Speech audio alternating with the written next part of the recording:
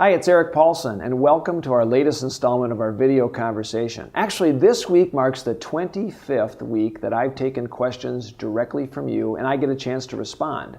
I want to thank all of you for taking the time to provide your questions, your input, your feedback through Facebook, Twitter, etc. It's even regular snail mail has been a great opportunity for me to hear directly from you. We'll jump right into it after finishing up our week in Washington. Got a few questions this week, and one actually came from a college student. It came from Grant in Bloomington, who sent in an email saying he had heard horror stories of graduates who are graduating from college, spending a decade now, that are trying to work off their student debt. These graduates often cannot pursue their dreams of their preferred careers because they have to find jobs that allow them to keep up with their debt. This is an inefficient way for the U.S. to have its human capital used. Please don't allow student loan rates to double.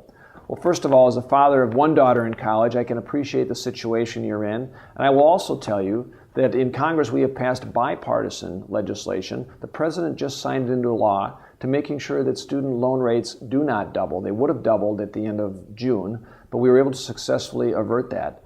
The bottom line, though, is we not only need to make sure that college is affordable and tuition does not skyrocket for students and that loan rates don't jump up. I think the real crisis is making sure that young people have the opportunity to find jobs, because right now there's a staggering statistic that 50% of those that are graduating from college are unemployed and are unable to find work. I'm committed to real economic growth opportunities and reforms, tax reform for instance, to making sure that we're going to have economic growth so our young people can find jobs in a prosperous economy. We also heard this week from a phone call I got from Devin in Rogers. He actually is an employee of a medical device company, and he called in expressing his concern regarding medical technology delays at the FDA and some of the treatments that his company provides, because the approval process has become much more slow and cumbersome here in the United States.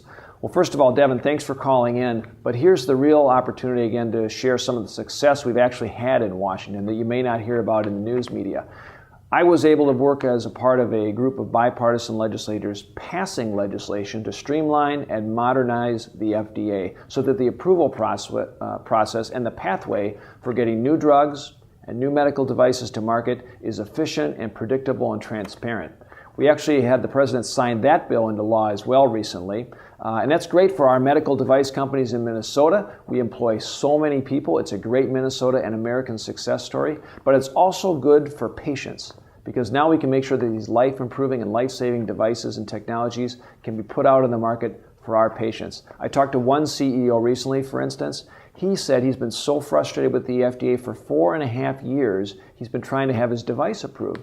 Well, in Europe, he's actually had that same device already on the market being provided to patients in Europe for over several years. And so we need to make sure that that process is a very rigorous process, that it's relevant, and that it's safe. The legislation to streamline and modernize the FDA just passed with bipartisan support. I want to thank all of you for taking the time to participate. Continue, please, to send in your thoughts, your ideas, ask a question on Facebook or Twitter or off my website at paulsen.house.gov, and have a great weekend.